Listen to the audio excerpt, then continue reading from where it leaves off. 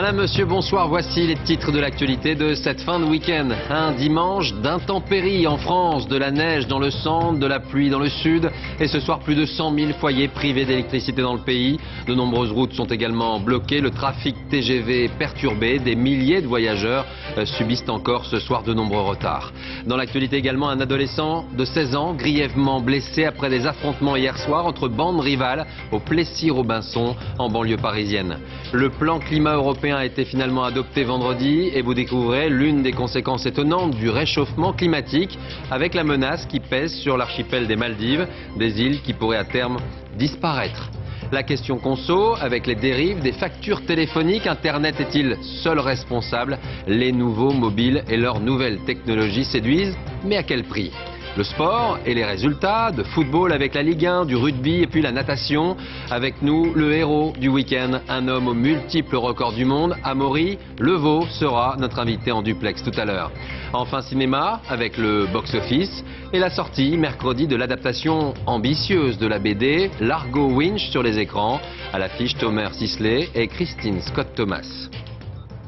Merci d'être avec nous et on commence donc ce journal par de la neige en hiver. Vous allez me dire rien de bien anormal, mais c'est l'ampleur du phénomène qui le place à la une de l'actualité ce soir. 100 000 foyers sont tout simplement privés d'électricité dans le centre du pays. Le Puy-de-Dôme, la Lozère, la Haute-Loire, la Corrèze sont ainsi touchés. Et c'est également la circulation qui est ce soir très délicate, voire impossible sur certaines routes et autoroutes.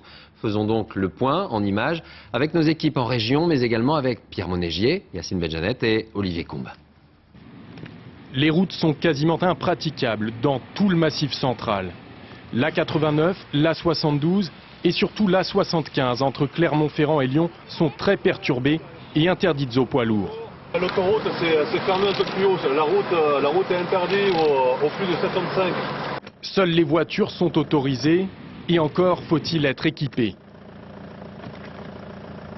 Là, on vient de passer difficilement les péages, et puis on n'est pas arrivé à Lyon, et la journée s'annonce très longue. La ville de Clermont-Ferrand est paralysée ce soir et coupée du reste de la France. L'aéroport est fermé, tous les vols annulés, et même en ville, les tramways ne circulent plus. 6 départements sont particulièrement touchés, Haute-Loire, Lozère, Puy-de-Dôme, Corrèze, Cantal et Aveyron.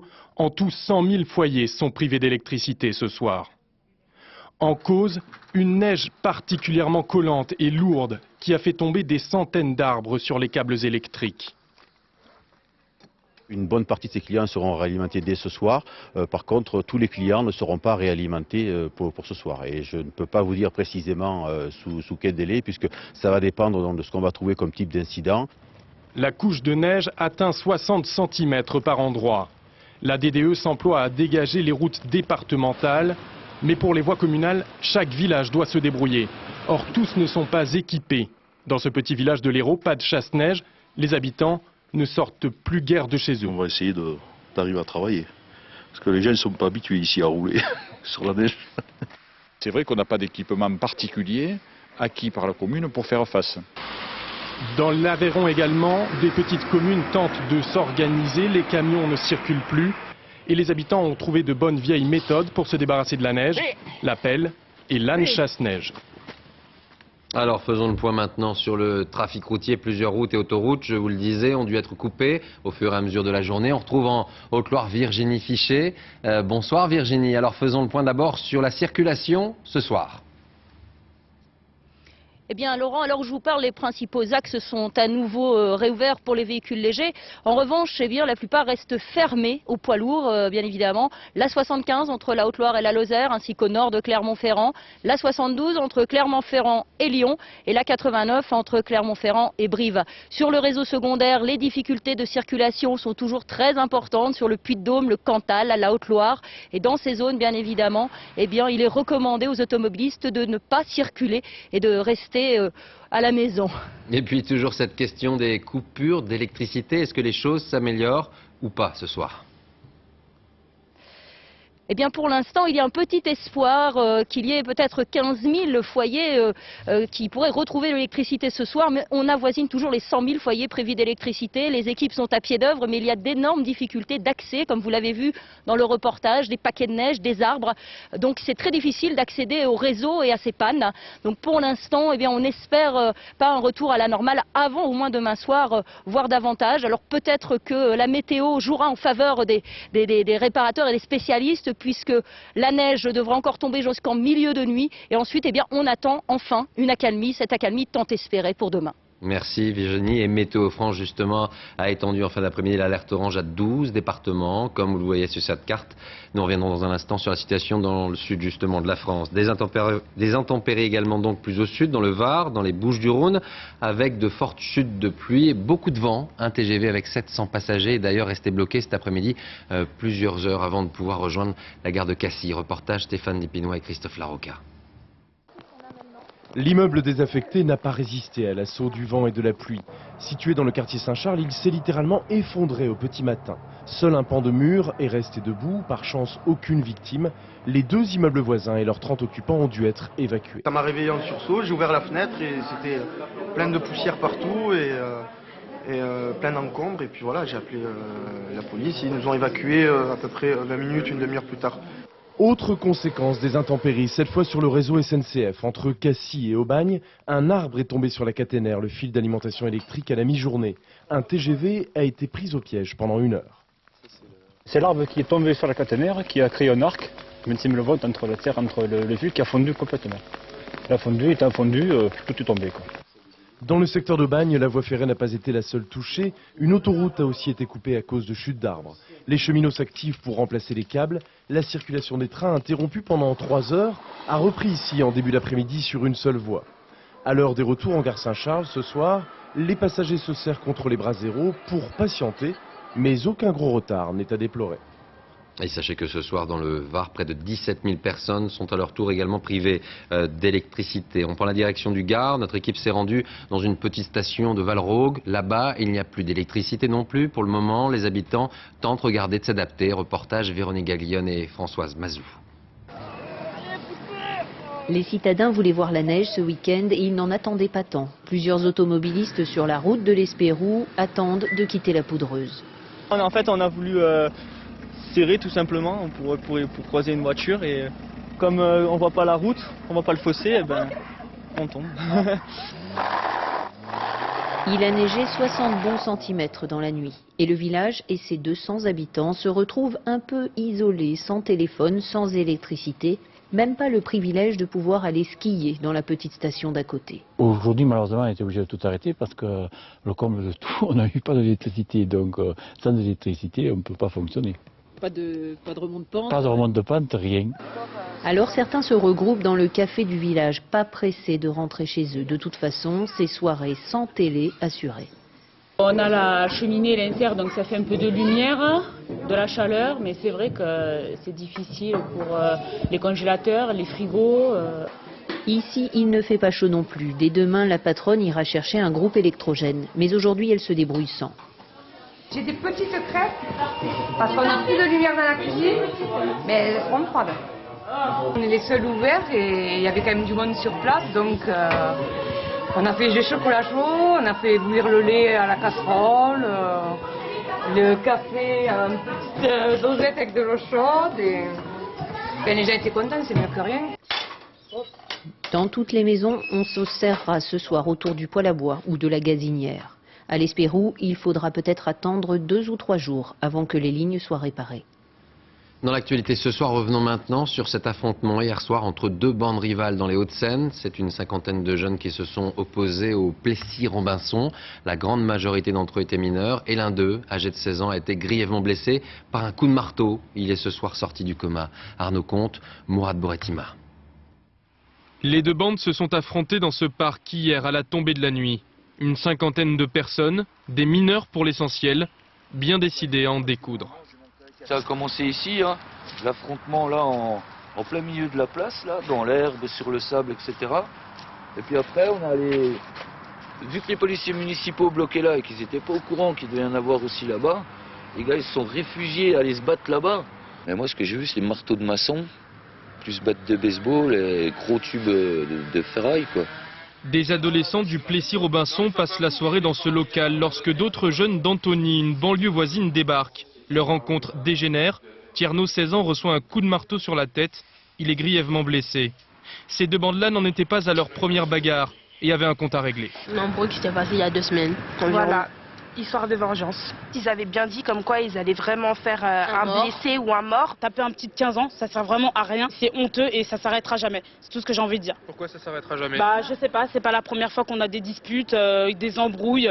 Le père de Tierno s'est rendu au chevet de son fils qui est sorti du coma cet après-midi. Il souhaite ce soir que les esprits se calment. La violence, ça ne servira à rien. Hein? Ceux qui souhaitaient tuer Tierno, Tierno n'est pas mort. 2 mineurs connus des services de police sont ce soir toujours en garde à vue. L'un d'entre eux pourrait être l'auteur du coup de marteau.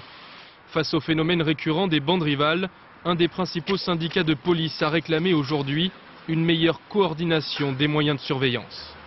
Justice, on attend toujours le verdict dans l'affaire de l'évasion d'Antonio Ferrara. Les 9 jurés, les 3 magistrats, après 8 semaines de procès, devraient rendre leur décision concernant la vingtaine d'accusés vers 22 h.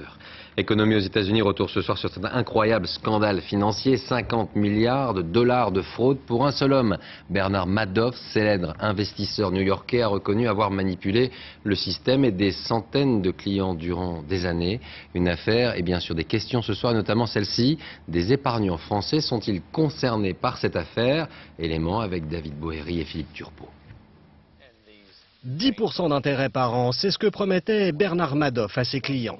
Arrêté jeudi dernier, il aurait avoué aux enquêteurs qu'il s'agissait en fait d'une gigantesque fraude. Alors, pouvait-on prévoir une telle escroquerie?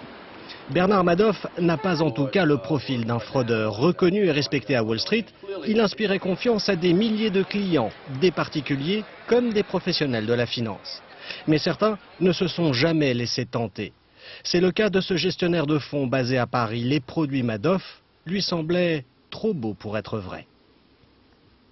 Il est difficile dans la durée de performer régulièrement de 8 à 12% par an, alors que les marchés peuvent, eux, perdre 30, 40, 50%. La décorrélation de la performance par rapport à l'évolution des marchés était un signe qui nous avait inquiétés. Aux États-Unis, le régulateur a-t-il fait son travail? Apparemment non. La justice américaine évoque une fraude de 50 milliards de dollars sur 17 années. Or, la SEC, le gendarme de la bourse à Wall Street, n'a jamais rien décelé.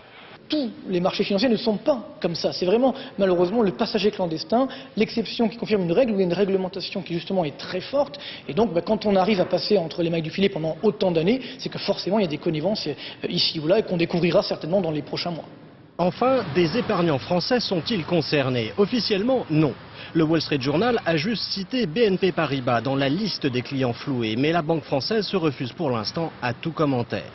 En Europe, plusieurs banques suisses et espagnoles ont déjà annoncé qu'elles avaient investi plusieurs milliards d'euros dans cette fraude.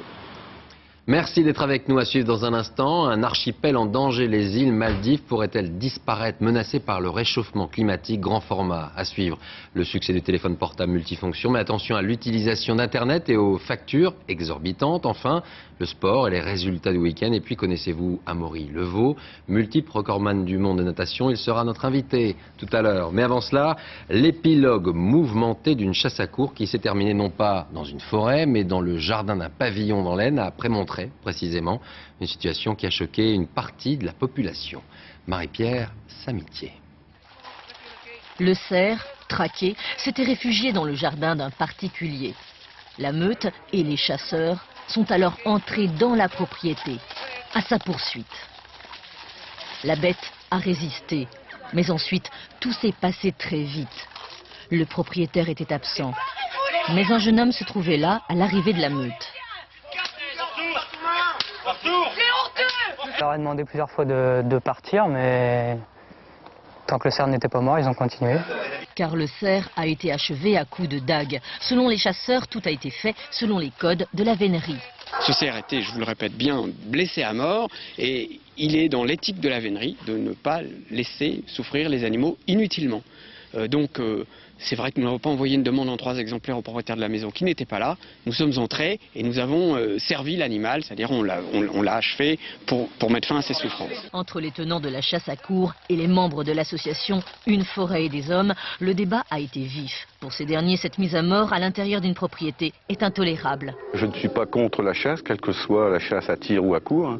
Par contre, le respect de l'animal doit être préservé sur la commune de Prémontré par un arrêté communal.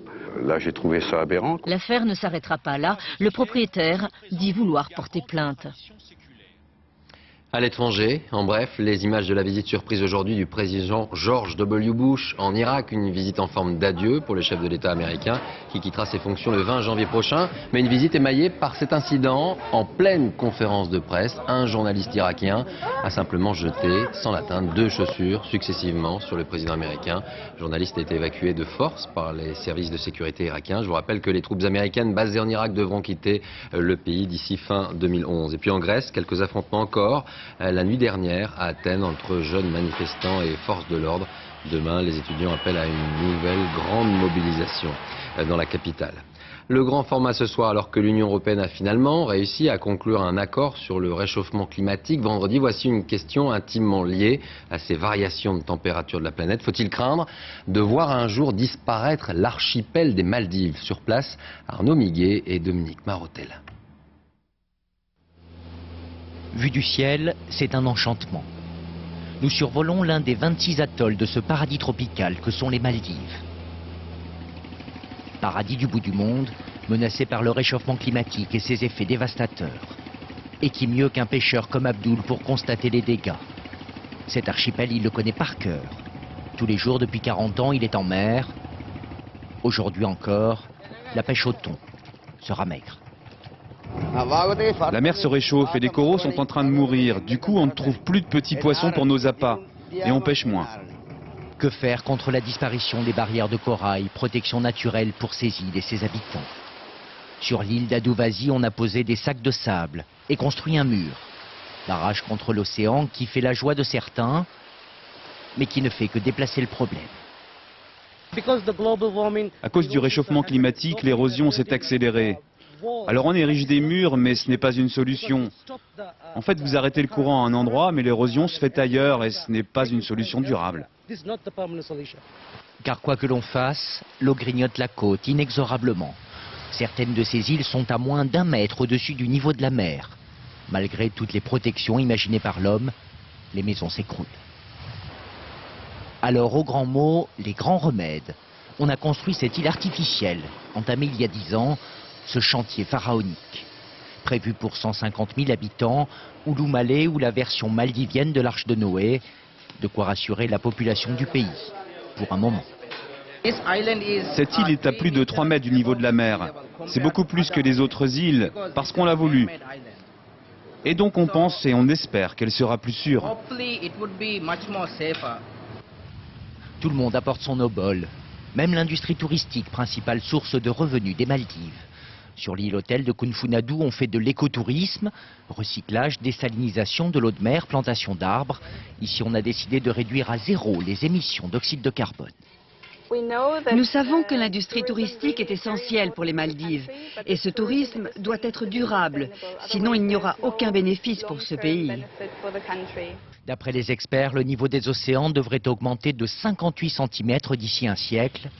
Alors très officiellement ici, tout est envisagé, même l'exil. Les Maldives pourraient être l'un des premiers États au monde à devoir abandonner ces terres à cause du réchauffement climatique et de la montée des eaux. Et c'est dur parfois le reportage. La page politique de ce dimanche, et nous allons parler ce soir des 2 extrémités de l'échiquier, toutes 2 fragilisées sur le plan électoral. Le Parti communiste tout d'abord, et malgré les échecs, pas de révolution. Marie-Georges Buffet garde la main sur le parti. Elle a été aujourd'hui réélue en clôture du 34e congrès et elle a évoqué les nouvelles ambitions de son parti. On l'écoute. Très majoritairement, nous avons décidé de poursuivre le Parti communiste et de le transformer. J'ai entendu quelquefois dans des interviews que ce parti était incapable de se réformer. Eh bien moi, comme vous tous ici, je fais le pari de notre intelligence collective. Je fais le pari de notre humanisme collectif. Je fais le pari de notre volonté à changer les choses collectives pour dire oui, ces transformations, nous allons les mener à bien et nous allons le faire tous et toutes ensemble. Au Front National maintenant, les problèmes ne manquent pas. Outre les récents revers électoraux, la guerre des héritiers, il a fallu régler les problèmes de trésorerie. Résultat, le siège historique, le paquebot, a été mis en vente. Et aujourd'hui, à l'occasion du Conseil national, l'heure était à l'inauguration du nouveau point de chute du parti. Et Jean-Marie Le Pen d'affirmer, je cite, que malgré la crise, le cadavre se porte bien. Thierry Curtet, Annie Triboire sur place. De l'extérieur, un immeuble de bureau discret à Nanterre, en banlieue parisienne. Il faut entrer dans la cour pour comprendre qu'il s'agit là du nouveau siège du Front National. 2 fois plus petit, 2 fois moins de personnel. Depuis sa déroute aux dernières élections législatives, le FN est contraint de réduire la voilure. Jean-Marie Le Pen ne cache pas que la chute des cours de l'immobilier paralyse la vente de l'ancien siège et ajoute aux difficultés. On est là, hein, on vit. On paye notre loyer, on paye notre personnel. Et, ça n'est pas facile, mais nous faisons appel à nos amis. J'ai lancé une souscription à l'égard des adhérents du Front National, à l'égard de ses élus. Le FN tenait son premier conseil national dans ses locaux. Il est secoué par une violente guerre interne pour la désignation des têtes de liste pour les futures élections européennes. Mais l'argent reste le nerf de la bataille politique. C'est un problème extrêmement préoccupant, mais ce ne sont pas des problèmes administratifs ou financiers qui peuvent faire disparaître une formation politique. C'est en janvier que le Front National lancera sa prochaine campagne européenne. Pour ajouter à ces difficultés, certains de ses anciens cadres, absents aujourd'hui, ont promis de monter des listes dissidentes dans certaines régions. Xavier Darcos persiste et signe. Le ministre de l'Éducation nationale présentera bien mardi la première étape de sa réforme des lycées. Il l'évoque dans le journal du dimanche. Aujourd'hui, tout cela sur fond de grogne lycéenne et des enseignants. Le premier projet présenté sera celui qui concerne la classe de seconde. On fait le point sur ce projet avec Estelle Collin. Pas peur, poser. Ce sont les secondes qui devraient ouvrir le bal. Rien n'est encore officiel, mais au ministère de l'Éducation nationale, on lève en partie le voile de la réforme. L'année scolaire ne sera plus rythmée par 3 trimestres, mais par 2 semestres, avec une semaine de bilan. 60% des matières y seront enseignées en tronc commun. Français, mathématiques, histoire, par exemple. La question restait les sciences économiques et sociales. Elles seront bel et bien au programme en seconde, 1h30 obligatoire par semaine. J'ai toujours considéré que pour un jeune d'aujourd'hui, une connaissance des faits économiques est essentielle. Donc je n'ai pas changé d'avis là-dessus. Le reste sera établi à la carte et par semestre par le lycéen qui aura alors à choisir parmi une quinzaine de matières telles que mathématiques, physique, design ou grec ancien. Il y en aura pour tous les goûts. Le but, essayer pour mieux choisir. L'objectif de cette classe de seconde, c'est véritablement de permettre aux élèves, pendant 1 an, de réfléchir à leurs études futures. Une réforme pleine de bonnes intentions, mais difficile à mettre en œuvre. Les lycées ne pourront pas tous proposer tous les modules. Donc on va avoir une offre de formation qui va être différente d'un lycée à l'autre et qui risque de creuser encore les inégalités entre les établissements et entre les élèves dans les établissements. Dernier point, s'ajouteront 3 heures d'accompagnement personnalisé dont les modalités sont à établir. L'annonce officielle de ces mesures est prévue mardi. La semaine dernière, des milliers de lycéens se sont mobilisés contre cette réforme. Une nouvelle manifestation est prévue jeudi. La question conso ce soir avec le téléphone portable qui a de plus en plus tous les talents, Internet, email, vidéo, MP3, le plaisir est là. Et les clients aussi, il s'est vendu en France cette année 2 millions de smartphones. Seulement, il y a un hic, comme souvent. La facture peut parfois, vous allez le voir, atteindre des sommets. L'enquête est signée Jean-Paul Chapelle et Dominique Bonnet. Un téléphone sur lequel on peut consulter ses photos, surfer sur Internet ou se repérer grâce au GPS. Désormais, le téléphone est intelligent. C'est ce qu'on appelle un smartphone et il s'en est vendu cette année en France 2 millions d'exemplaires. C'est classe pour moi, j'aime bien. L'envoi de mail est très simple. Juste appuyer sur mail et envoyer un mail directement. C'est aussi simple que ça en fait. Le dernier cri, le voici, un écran tactile sur lequel on peut en prime avoir la sensation de cliquer. Sur l'écran. En fait, l'écran est... Pour séduire de nouveaux clients, les opérateurs vendent ces appareils à prix cassé. Ces appareils-là seuls valent en moyenne entre 500 et 800 euros. Avec un forfait opérateur associé, cet appareil coûte plus que 99 euros. Mais pour profiter de l'accès à Internet, il faut s'abonner au forfait illimité à partir de 30 euros par mois. Ceux qui ont conservé leur ancien abonnement ont eu de mauvaises surprises. Moi, je voyage beaucoup.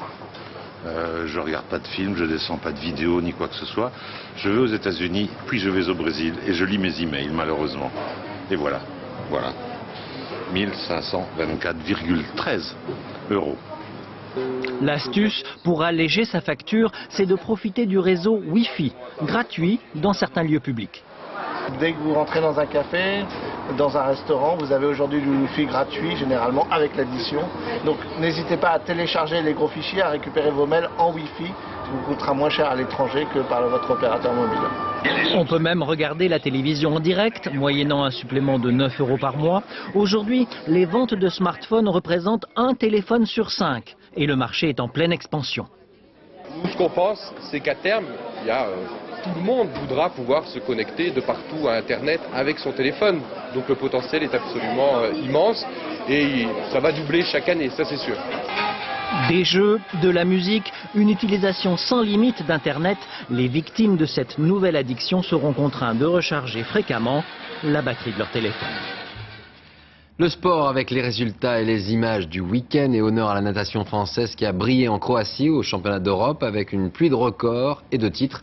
Une victoire collective du groupe France, mais la consécration également pour un homme, Amaury Levaux. Il sera en duplex avec nous dans un instant. Mais avant cela, résumé de la journée avec Christophe Duchiron. Avec 4 records du monde et 4 titres européens, Amaury est ce soir un peu plus qu'un nageur. C'est le veau d'or de la natation française en petit bassin. Amaury Levaux, à 18h, était en finale du 50 mètres papillon, qu'il a dominé au couloir 5, de ses grands bras, de sa grande taille et de sa grande forme du moment. Il aura éclaboussé la compétition de tout son talent, comme on éclabousse le carrelage de la salle de bain en sortant de la baignoire. 20 minutes plus tard, Levaux est encore à la fête avec ses copains relayeurs. Bernard, Gillot, Levaux et Bousquet, les 4 fantastiques du sprint tricolore ont pulvérisé leur meilleure performance mondiale du matin. 4 fois 50 mètres nagés en 1 minute 20 secondes et 77 centièmes. C'est aquatique et supersonique. Ce dimanche d'hiver fut pour la natation française un jour de récolte abondante. Médaille d'or sur 200 mètres brasse pour Hugues Dubosc, son premier titre européen. Je savais qu'un jour ça allait venir. Bon là c'est que les championnats d'Europe en petit bassin, c'est un petit championnat entre guillemets. Donc j'espère que ça va me lancer sur la bonne vague pour continuer en grand bassin. De l'or pour Alexandra Putra et de l'argent pour Alexiane Castel en finale du 200 mètres d'eau. Ce qu'a fait Amaury hier était incroyable, mais c'est pas le seul. On a énormément de super résultats et cette émulation, c'est vrai que ça aide. Au total, l'équipe de France a remporté 20 médailles, dont 7 en or. Une grande performance en petit bassin. Et on retrouve en duplex de Rijeka en Croatie, Amaury Levaux. Bonsoir, merci d'être avec nous. D'abord, bravo. Bonsoir. Alors rappelez-nous, cela vous fait combien de records et combien de titres ce soir en 6 paires? On m'a dit ça par texto, donc c'est au total 8 records du monde que j'ai battu ici, avec 4 titres. Mais après c'est 4 titres et 4 records. Tout court, du moins c'est un peu incompréhensible, mais que du bonheur. Alors justement, est-ce qu'à force de faire des interviews, vous êtes en train de réaliser ce qui vous arrive finalement? Je crois, là je suis en train de me rendre compte tout doucement. Du moins, tout le monde, de la presse, quoi, tout le monde me demande.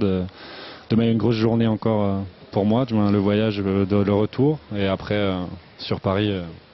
Alors, l'agence de presse, quoi. Je vais faire la fine bouche. Ces records se sont faits en petit bassin. Vous êtes obligé de nous garantir les mêmes résultats en grand bassin. Et ce sera pour quand? Pour quand je sais pas. On y va demain.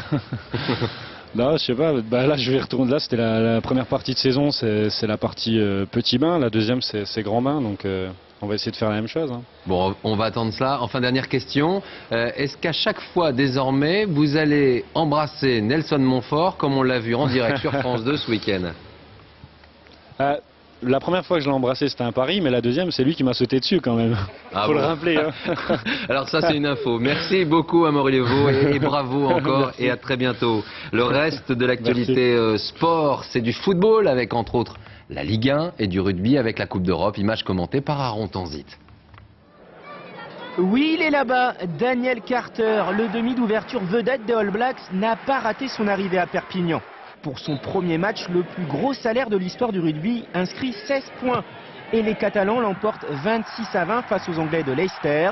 Une courte victoire qui laisse un petit espoir de qualification pour les quarts de finale de cette Coupe d'Europe.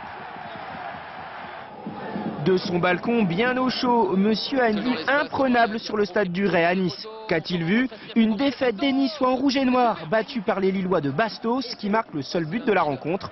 Lille 1, Nice 0. L'homme à la pagaie a encore frappé. Marama Vairua, le Tahitien de Lorient, marque le plus beau but du week-end. Une merveille de l'aube. Lorient au Havre s'impose 3-1. Ce soir, les Havrais sont derniers du championnat. Pas un temps à mettre un skieur dehors. Le slalom de Coupe du Monde prévu ce dimanche à Val d'Isère a dû être annulé en raison de fortes bourrasques de vent. Une bonne décision selon Jean-Baptiste Grange, le Français favori de l'épreuve. Ça aurait pu être dangereux et très aléatoire, donc si c'est pour faire une course où c'est celui qui prend le moins de rafales de vent qui est devant, c'est un peu dommage.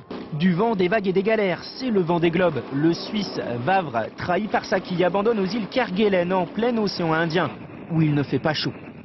Il y a de la neige. Des flocons qui font sourire Samantha Davis. L'Anglais s'amuse, mais attention à l'horizon, danger, un iceberg.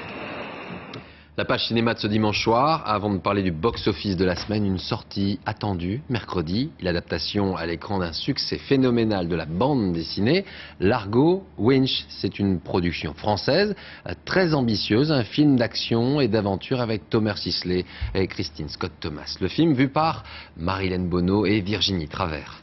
What's your name? Largo. Largo what? Largo Winch, héros bien connu des fans de bande dessinée. 11 millions d'albums vendus en 16 tomes. Le dernier vient juste de sortir et fait déjà un carton. Aujourd'hui un film. Après la mort de son père adoptif, Largo, 26 ans, se retrouve à la tête d'un empire de 10 milliards de dollars. Une aventure jalonnée de complots, cascades, courses-poursuites. Vous croyez? Je vais racheter le groupe W. Je suis majoritaire à 65% maintenant. Aujourd'hui, le personnage de la BD a un visage. Oui, c'est moi Largo Winch. Qu'est-ce que vous faites? Je pense que la police n'aimerait pas beaucoup cela, monsieur Winch. Monsieur Meyer? Oui. Je vous passe monsieur Gorski. Thomas Sisley, comédien connu pour ses one-man shows, un choix plutôt surprenant pour jouer Largo Winch. Il a dû s'imposer pour le rôle. Largo Winch, c'est quelqu'un qui arrive dans un conseil général, qui dit bonjour, votre nouveau patron c'est moi, et que tous les membres du conseil général le regardent et lui disent toi, mais toi t'as ni la carrure, ni l'expérience, ni rien du tout d'ailleurs, tu seras pas notre patron parce que t'as pas les épaules pour ça. Ben merci, vous venez de me mettre dans la même situation que mon personnage, donc c'est autant de travail en moins à faire. Une production colossale entièrement française. Budget 25 millions d'euros, 1 an d'écriture de scénario, 6 mois de tournage. À Hong Kong, Macao, en Sicile, à Malte, en Amazonie, en Bosnie. 2 équipes en permanence et un réalisateur français. La raison pour laquelle j'ai eu envie d'adapter cette histoire, c'est que si vous voulez, vous avez à la fois quelque chose de très ample, c'est un film d'aventure, d'action, un thriller, et en même temps, vous avez quelque chose de plus intime sur le personnage, une quête d'identité, des rapports conflictuels avec son père, un destin auquel il tente d'échapper. Largo Winch sera-t-il le futur James Bond français? Peut-être, puisqu'un 2e opus est déjà en préparation. Voici maintenant, comme chaque dimanche, le box-office, le classement des films au premier jour de leur sortie cette semaine. En tête, Le jour où la Terre s'arrêta, film, vous le savez, de science-fiction avec Keanu Reeves. Puis Burn After Reading, la comédie des frères Cohen avec Brad Pitt et George Clooney dans des rôles inattendus. Ensuite, Secret Défense avec Gérard Lanvin en patron de la DGSE. Et enfin, L'emmerdeur de Francis Weber avec le duo Richard Berry et Patrick Timsit. Avant de terminer ce journal, on revient à l'information principale ce soir. C'est bien évidemment les intempéries qui touchent ce soir le sud de la France avec de fortes pluies, mais aussi et surtout le centre du pays avec la neige qui immobilise les axes routiers et qui occasionne de nombreuses coupures d'électricité. On retrouve en Haute-Loire Virginie Fichet. Bonsoir Virginie. Faites-nous ce soir un dernier point sur la situation. Bien, très rapidement, Laurent, peu d'évolution. Le réseau principal A75, A72 et A89, eh bien, ces autoroutes sont toujours interdites aux poids lourds. Le réseau secondaire reste très perturbé. Il est donc recommandé aux automobilistes de ne pas prendre la route. Et puis environ 100 000 foyers sont toujours privés d'électricité. Les équipes de dépannage maintenant ont été interrompues par la nuit et reprendront leur travail dès demain matin. Merci beaucoup Virginie. Voilà, c'est la fin de ce journal. Merci à vous de l'avoir suivi. Tout de suite, justement la météo. Isabelle Martinet, 20h55, votre film Haute Voltige avec Sean Connery et Catherine Zeta-Jones. Demain, l'information à 13h, c'est avec Élise Lucet. À 20h, David Pujadas. Merci de nous être fidèles. Le week-end, passez une très belle soirée. Et à la semaine prochaine, j'espère.